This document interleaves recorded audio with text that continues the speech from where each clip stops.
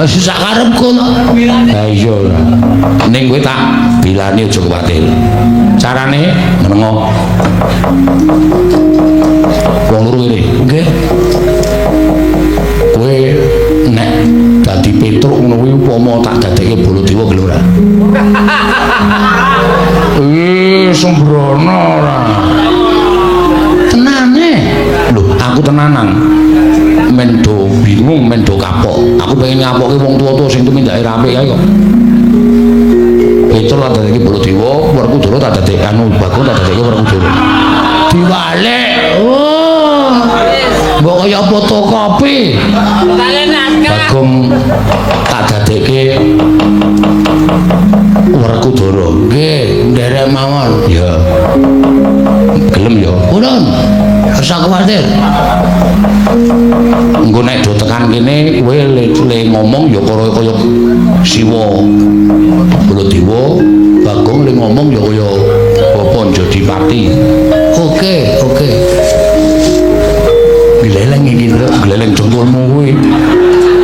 Apa kowe meneng wae? Aku ki malah justru mikir. Nek Darantasena ngendika kaya ngono Petruk tak dadekke Baladewa, Bagong tak dadekke Werkudara. Terus iki engko lunga, terus sing asli teka. Sopo iki? Madani aku. Tis. Wah, ono Werkudara sijine idak cangkemmu. Wah, ya. Das gedene semene uteke men cilik. Goblok ora. Tanggung jawabe pripun? Kowe iki rasa kuwatir karo aku. Aku wani gawe iki wani tanggung jawab. Ora kaya Bagong iki gua gawe. Ora wani tanggung jawab. Ora njaluk. Aman. Canggleleng ya wajahe. Aku wani tanggung jawab aja kuwatir. Nggih, siap. Wis ya ngono wae nggih. Iya to ya? Ya. Wis saiki do merem. Cakep. Bagong cakep. Duh, piye lek cakep. Matane merem. Matane sapa? Matamu kuwi. Sluku bathok.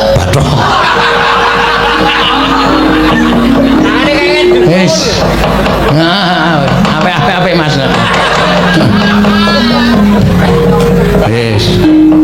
Wis ya tak dadekke Baladewa, tak dadekke Werkudara. Engko ora usah omong jeneng wis semedi kok omong. Kowe ya ning wis tak suwun ngersaning sing gawe jagat muga-muga kelakon penjagaku terus. Tete prani mangan anak hanung pari cotong balung mbak lamun mambeng lerombak ing samudra hangrok. Oh mandi pangestining Raden Antasena eling-eling sadya ndugal kewarisan sak ciptane dadi sasedyane ana. Iki calujuding Kira Petruk kantong bolong Semawur Bagong Wenteh nata mandra tuwin Raden Harya Werkudara.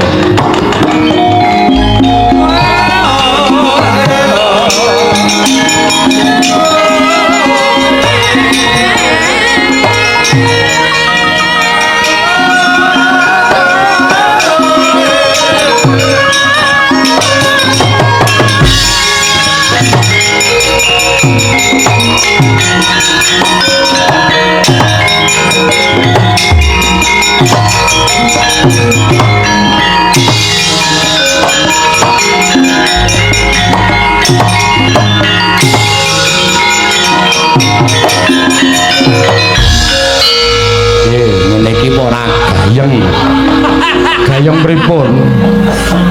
Lho iki omonganmu kok isih Petruk. Lho, apa kok wis malih to? Ngilu sik. Weh. Waduh. Ndara Werkudara. Ngopo kaya ban gembos? Werkudara ini arep omong mesti.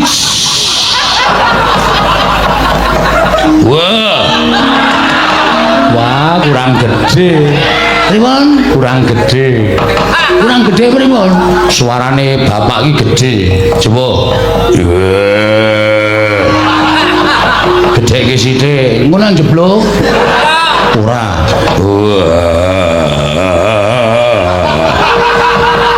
Kok rajek. Anu pentile bosok. Coba tak cobane yo, Pak. Wah. Konto sinduk. Wah, duduk modar. Anak lanang konto sinduk. Ya. Aku ngaturke bukti ngatur ya, Pak. Tak gegem. Bahasaku tampan. Bahasa apa? Bahasa daerah. Apik. Pak Di, jagat diobati jagat Pangestu Koro. Nggih, Antasena nggih. Wah, Pak Di Mandura aku ngaturke bekti katur. Yo, tak komponsune Pak Dimu tampan ngono. Lah gegem dadi jimat. Adikku Di, adikku. Waraku Dara. Ling ngerem ki wis. Kula bali kok das ora. Nggih. Boleh kurang guyu gong gak konangan. Iya. Dulu cilik kekengku. Yayi padha Raharjo. Beda. Lho. Aku karo Raharjo beda. Aku werku Raharjo bakul bakso. Kowe ora kena sembrono lho, nek sembrono konangan. Iku nek anak-anak tekan kene, Kakang Raja Antarja tekan kene, pledo ngandani sing apik-apik. Nggih. Siap lho, Gong. Oke. Siu. Aja lali. Aku gampang lali ya. Lungguh dhuwur ora lungguh ngisor.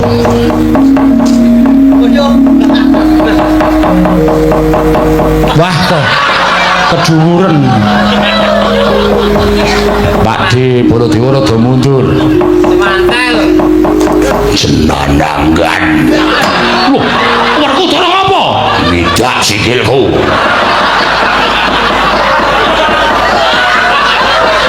Bisa badar iki ora. Wis ya. Ngono wae aku tak ambles buku iku nek Kakang Garukaca Kakang Antarja tekan kene kandhanono utawa kowe ngaku Baladewa tenan. Nek do bingung senenono. Nek do muni arep nyekel Petruk karo Bagong terus kowe muni. Kowe ki edan kowe. Petruk Bagong ki abdimu. Lah kok cekel sing akon sapa? Nek kono muni kowe ora tahu iki wamu. Wis pokoke kowe ngerti dhewe sutradarane. Yo, anu nggih, heeh. Siap. Siap lho, Gong. Oke. Suarane, Gong. Oke. Wah, aku ya ndelok ketoke kok kaya gayeng iki. Aku tak sok kadoan tak nonton.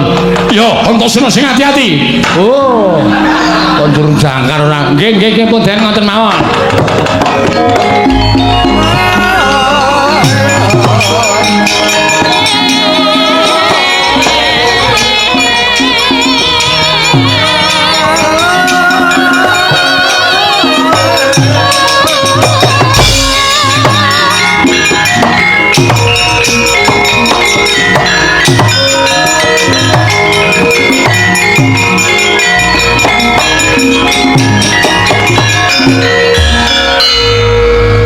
Jagat Dewa Bathara jagat Pangestu Koro.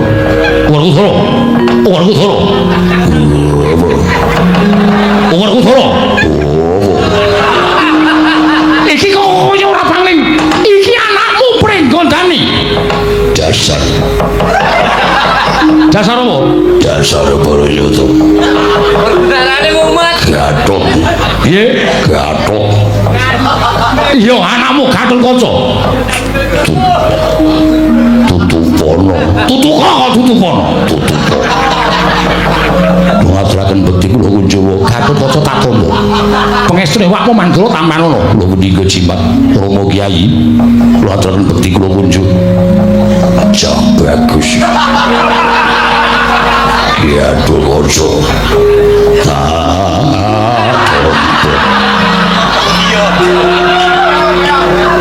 pangestune bapak gampang ngono sing ajeg iya negarane gagal kaya menapa patuhan Jawa Prabu mapan wonten ing mriki lho lah kok malah kowe takon karo wamu mandra iki piye kula wau paring dawuh kula supados nyandhet lampahipun Petruk kalian Bagong Kusik kowe aja ngawur gawar ngawur sing ngakon kowe nyandhet tulungan Petruk Bagong iki sapa Kanjeng Prabu Mandura lho kowe iki edan piye kowe iki lagi ketemu karo aku bisa iki kok ketemu lho kok dadi kowe ngapa jeneng kowe lah kok dadi aku akon karo kowe kok nyandhet Petruk karo Bagong iki nalane piye coba to iki kula wau paring dawuh pilih Petruk kalian Bagong badhe mboyong Pandhawa nanging Pandhawa kantun 40 edan mengkari papan iki monggo wonge 5 iki lah kok menjadi papan yang paman Dewa Kesah Adri melawi Kanjeng Rama mangke Petruk Bagong wadul kalian Kyai Semar tumunten kula dipun dawuh supados ngoyak Petruk kalian Bagong supados sak mangke kula nyandhet lampahipun Petruk karo kalian Bagong Edian iki mesti ana wong madha rupa karo Baladewa mesti ana wong madha rupa karo Baladewa aku ora trimo lakon iki aku ora rumangsa dawuh karo kowe Gadot wonten dawuh Rama Kyai kowe aja ngawur aku ora dawuh apa-apa karo kowe yen kowe ngarani wong tuwa dawuh sing ora-ora kowe ngerti dhewe yen to Petruk karo Bagong kuwi abdiku kuwi ponokawanku kuwi katresnanku warga Dara iso kaya ngene iki mergo pamudange Petruk karo Bagong aku kongkonan karo Petruk karo Bagong supaya nyekel ora ketemu nalar ora ketemu ngakal wah ora minggat aida kowe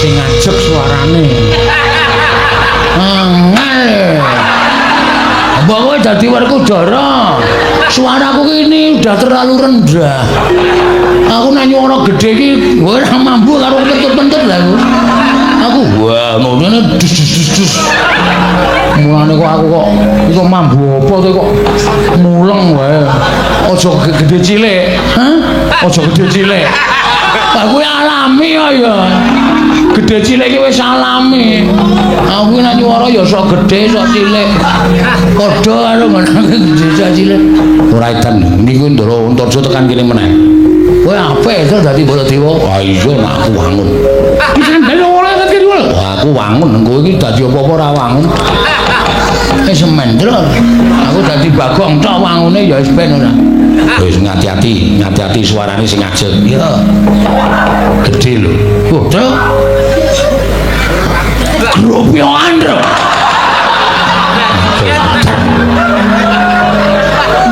saiki nandani nek ana patroli ngono lho dadi iki tes larang-larang bayar larang-larang pendulanan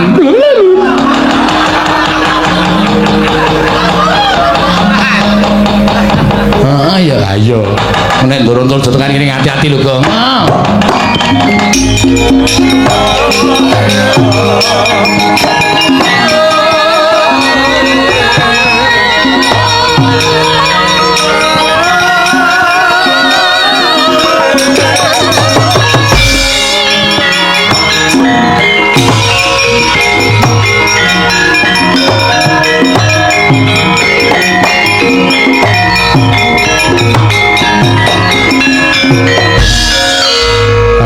sembah pabekti wong Mandura ya Antarja tak tampa pangestu tamano lho niku jimat maripun ning kasantosan Rama Kyai kula ngaturaken bekti Rama Kyai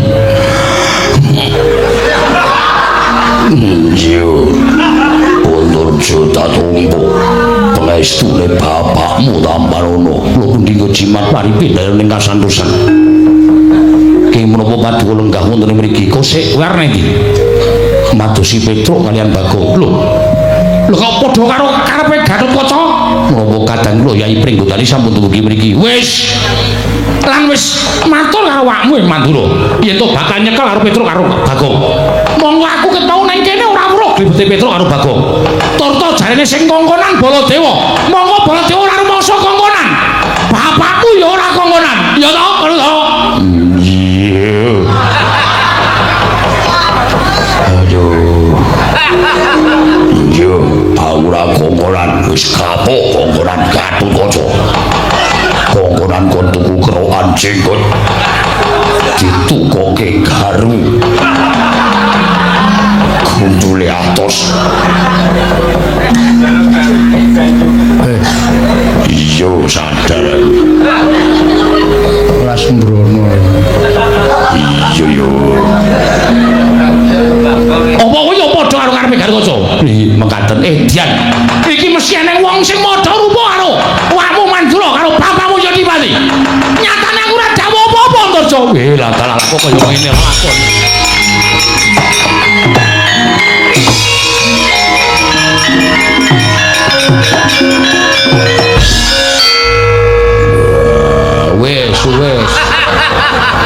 Wes lunga wis wah aku iki ngomong karo merem nek mataku melek suaraku cilik nek mataku merem suaraku gede mau gede kedap ya iso asane wis dinteni kene iki awak dhewe le arep badar sok kapan wis ora pokoke ora ngerti Gus Darantasena piye apik saka njero bumi aku ndeloke liwat leng jangkrik sawruh aku senenge mboten lajeng badar sok kapan dinteni sik engko nek wong loro kae Baladewa sing tenan karo Werkudara sing tenan tekan kene kowe lagi badar wogah emoh wah iki ngrekoso iki lho ngrekoso piye engko nek Baladewa tekan kene tenan lha iki menungsane sing padha rupa karo Baladewa gretel nenggala piye kok nganti tekan kene Werkudara wah iki menungsane sing padha rupa Werkudara suduk kuku sapa nyono Pancanaka piye ora cilaka wong biasane dagelane pon kacamata kok sampanana ya ganti ra kena ming sakatane dienggo kembang-kembang dadi ora usah wedi saiki semingkir sik engko nek kira-kira kono do nesu goleki pethuke nek aku diajar kowe iki ra krasa lara mergo saka daya kekuatanku. Pondorino piye aku ranti kuku tak goleki gedang ya engko diagem iya nek nggo nyuduk ora apa-apa mlenyek malah gayeng sing disuduk pas nggon dodone bapak penyuk ngono diratake wah membahagiakan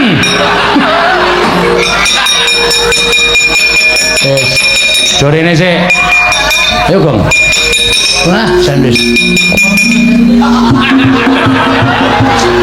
kae piye Werkudara kok le mlaku itak-itik kaya Bagong ora pokoke do dinteni kene sik yo nggih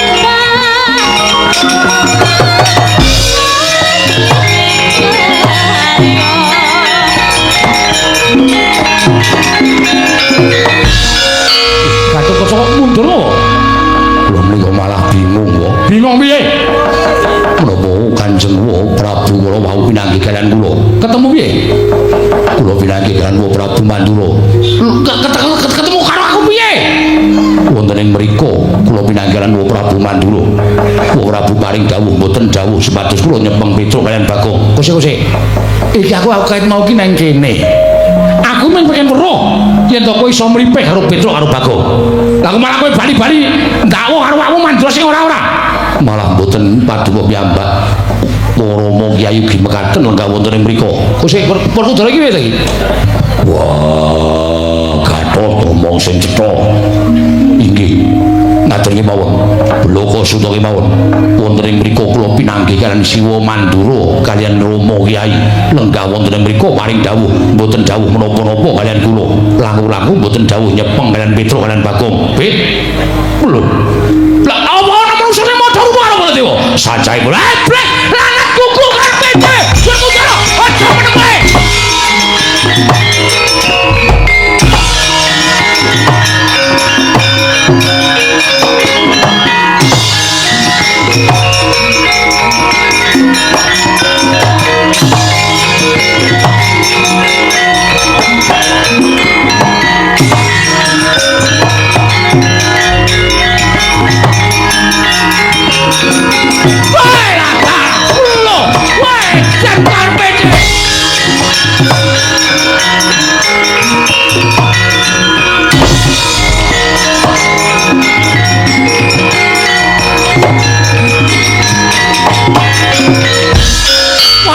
Lidah jane wong dablok menungso ora tatanan wani madha rupa Rata Mantura Prabu Baladewa.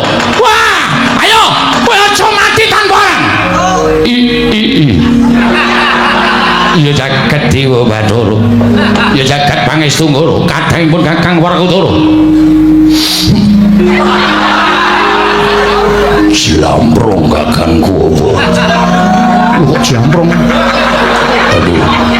Baladewa. Kakangku apa?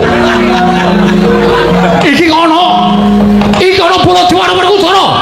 Wah, setan.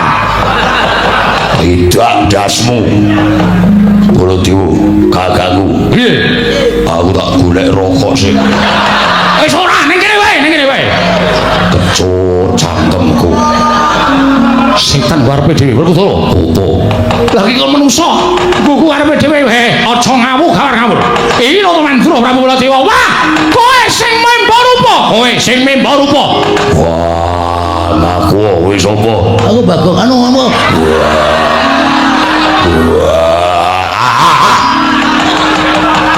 Aku Werkudara. Wah, setan. Banjar maning, batur suarane ora pangling. Wah, kuku karepe greten karo modal dening aku, Pak. Wah.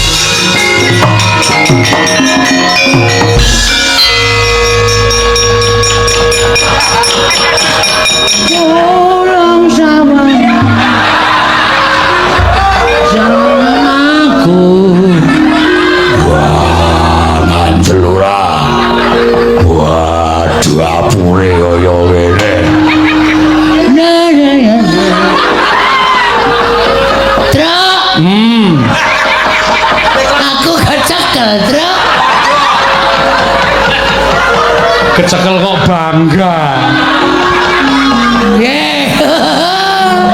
Aku wis disikep, Tru. Hati-hati lho, Bung. Iki aku lagi perang. Perang kok omong. Aku nek perang kita sambil omong kok. Men iso suwe le perang lho. Tangis-tangisan iki iso suwe. Kadang lo tak nggo mikir liyane lho. Bal-balan mbok ngopo. Wah, Bagong. Nggih. Wah, ngopo dadi Werkudara? Mboten ngerti. Wah, ora ngaku. Ngaku. Sopo sing gawe? Putrane. Anakku sopo? Antasena. Wah, setan. Ayo bali kaya iki uni. Lah bali piye? Kok dandan ora ngerti kok. Wah. Antasena kowe nek cilik aja mirang-mirangke bapakmu.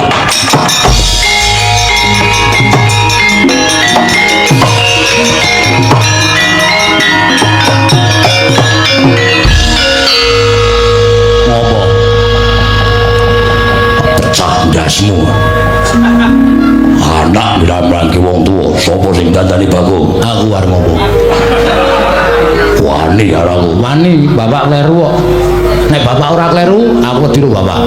Ning bapak kleru. Munggung awake dhewe rumangsa bener. Mak cilik mbok tundung. Pustaka Jam Sri Sada mbok wenehke Siwa Ndrawati. Ya nek Siwa Ndrawati iki Siwa Ndrawati sing tenang. Nek palsu, nek minggu alasan nyolong pustaka Jam Sri Sada, sapa sing kelangan? Kelangan pusaka, kelangan Mak Cilik Sedewa.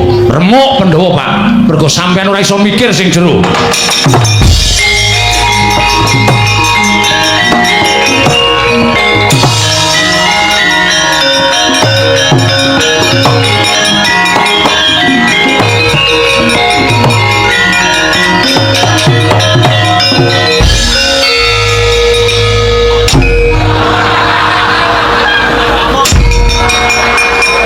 Ayo nglelengi ra sama-sama.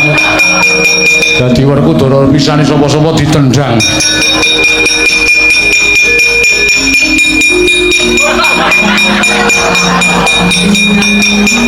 Antasena, apa, Pak? Kowe Bagong. Ha iya. Begini kowe cemburu. Aku ditang Bagong muni apa Pak kok kowe serik atimu. Aku Werkudara sing tenan. Wis ngerti. Mula aja sok gawe lara atine wong liya. Mak Cilik tok tunduk ya lara atine padake ora. Antasena. Dalem, Pak. Piye kabare ibumu Rangayu?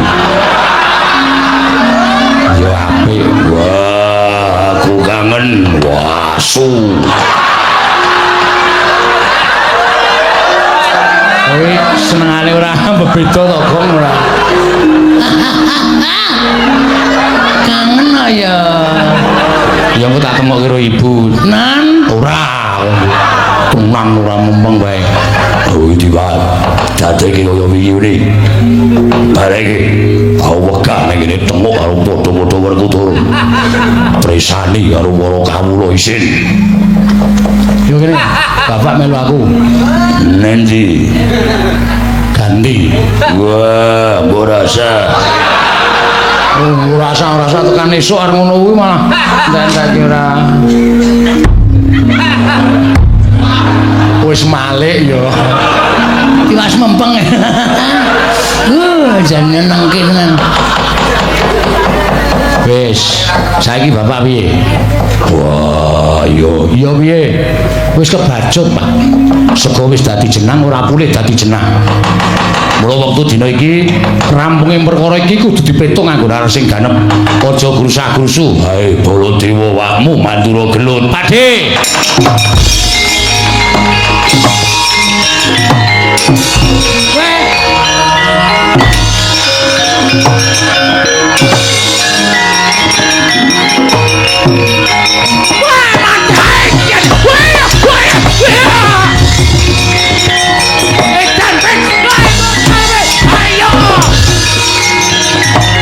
Sabar, Pakji, sabar.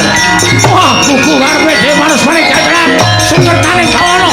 Prayoli binatang September, Oktober, November, Januari, Februari, Maret.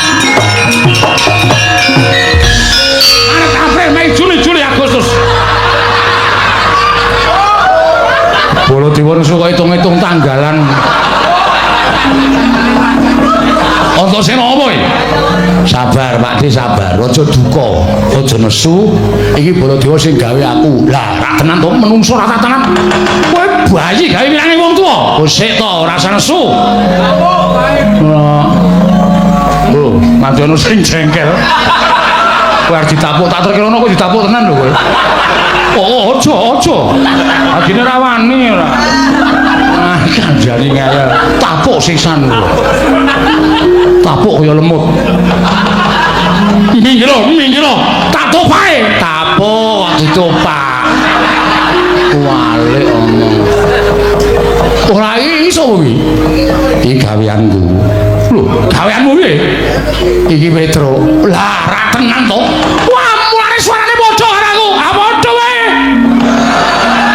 Ora padha piye? Strayoli binatang Januari Februari Maret April Mei. Yo ganti yo, Tru. Waduh. Mbok tak ngenten mawon. Ora iki ngono kowe kudu ganti. Kowe lah. Aku aja ganti Antasena. Aku arep negara Mandura, ketemu karo awakmu Erawati. Wah, edan. Alah. Wis suwe yo.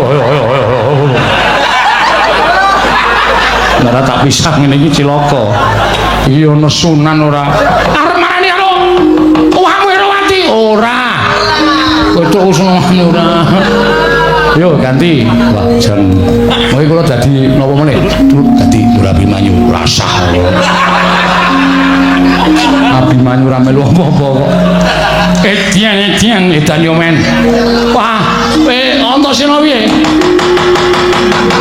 Bapak tindak rene karo Bagong. Lho, wis dadi Werkudara masa Bagong. Lah, setan tenan kowe iki nyang-nyang wong tuwa. Men Bagong kok dadeke Werkudara. Ha nyatane ya iso do rukun karo kowe. Do mlaku bareng nyatane bapak ya ora nesu kok. Bapak wis rumangsa keluputane. Nggone bapak nalika semana ngiklasake pustaka Jamal Sumasada karo nundung Mak Istiwa. Terus men do tekan kene sik. Pak dilenggah kene, Bagong men tekan kene, bapak men tekan kene engko dirembuk bareng-bareng. Yo.